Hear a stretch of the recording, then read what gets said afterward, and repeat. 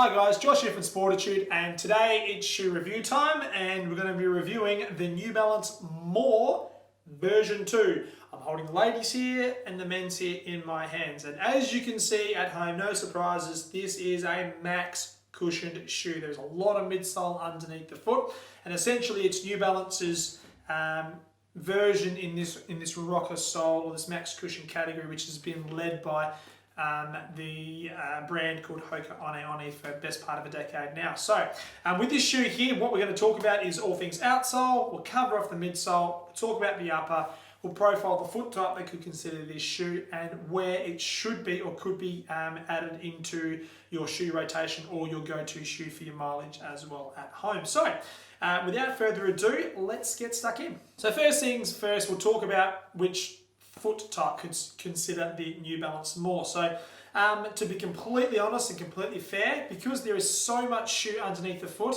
and a fair bit of generosity in the upper, you can be an overpronator and consider this shoe. You could also have a neutral foot type and also a supinated foot type. We've had success across all those three categories running in the New Balance More as well. So, however, there's no essentially medial support on the inside through here, but for an overpronator, you get quite a large purchase through the ground, so you still get a nice stable platform to sit on through here as well.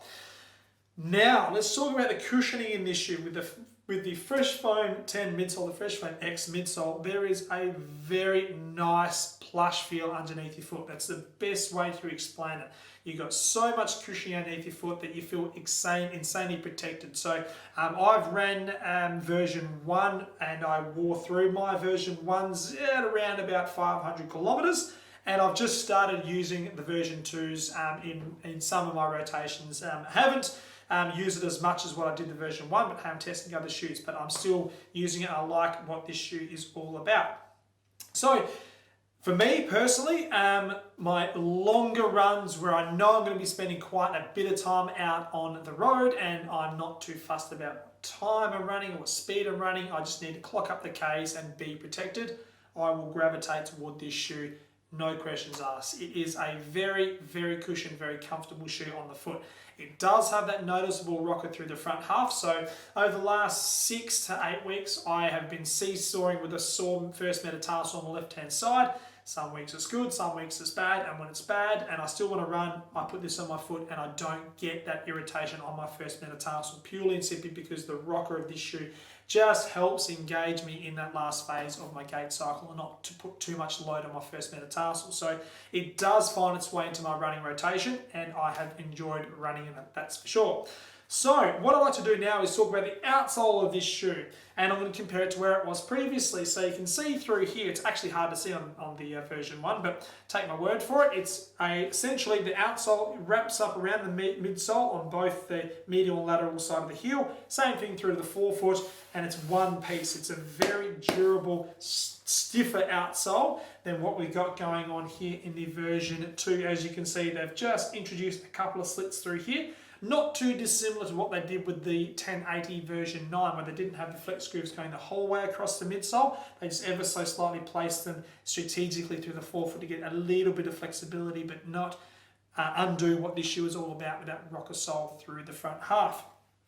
And as we sort of highlighted, I mean, almost enough land mass there to build a house on. There is a lot going on underneath your foot. So you've got plenty of purchase through the ground, which is fantastic. So for longer runs when you tend to lose a bit of form and you want to know, you want to be protected, plenty of grab with the ground, the New Balance More has it. It's got so much surface area, which is fantastic.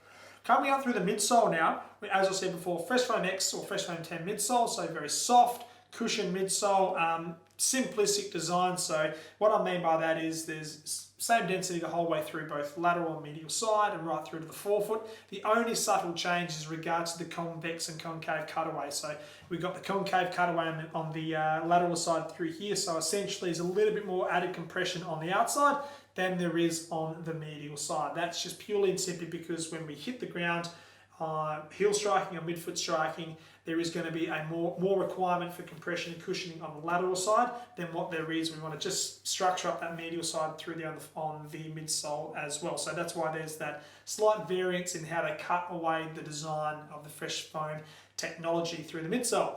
Coming up through the upper, what I do want to touch on is essentially in Australia, this shoe is only available in a 2E in men's and a D in ladies. So that's the one width wider than the norm. So usually we have a D and a 2E, which is what they did with version 1. However, they've just gone with the broader offering. So 2E for men's and a D width for ladies. And is it true to the width? And I'm just going to step in there and say, I don't think it is. I've personally found this New Balance More 2E to fit a little bit broader than what the New Balance 2E fitted last year through here. So this is the 2E colorway. So I ran that shoe, and I'm technically D width, but I can run 2Es if it fits right. I'm finding this one to be more spacious. So in my opinion, I prefer the upper of that, but I like the midsole of this.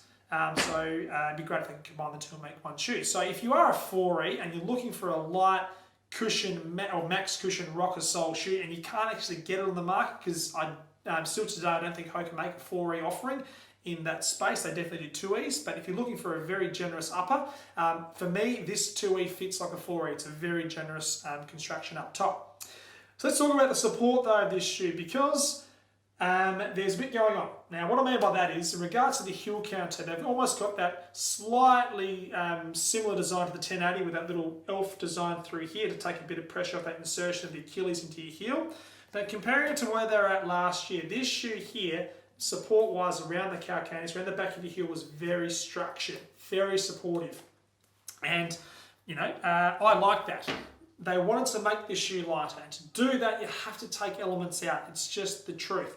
And what they've done is they've just taken a little bit of support out of the heel counter through here, but it's nice and light, but it gives you a more customized fit around the back of your heel. So you've got to be careful when you take a component like a heel counter away, or aspects of a heel counter away. You can't just lose support or lose comfort, and that's probably what they've done. They sacrifice support for a little bit of comfort through here, so you get a more customized fit around the back of your heel, which is a good thing in some aspects.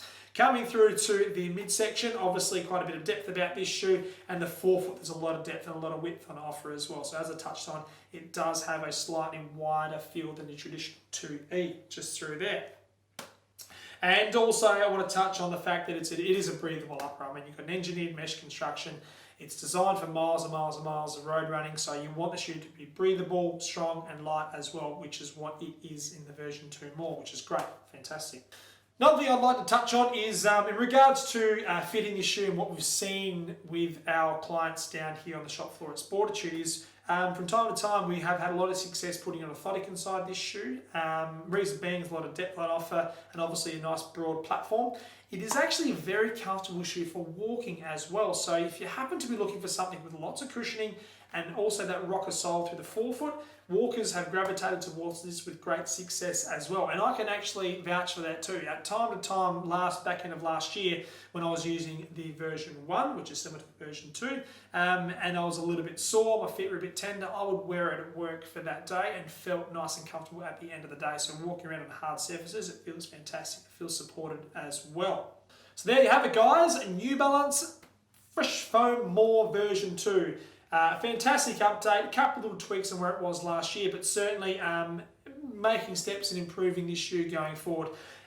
So yeah, if you've got any questions on this shoe, please drop a comment in the comment section below. If you haven't subscribed to our channel, please do so.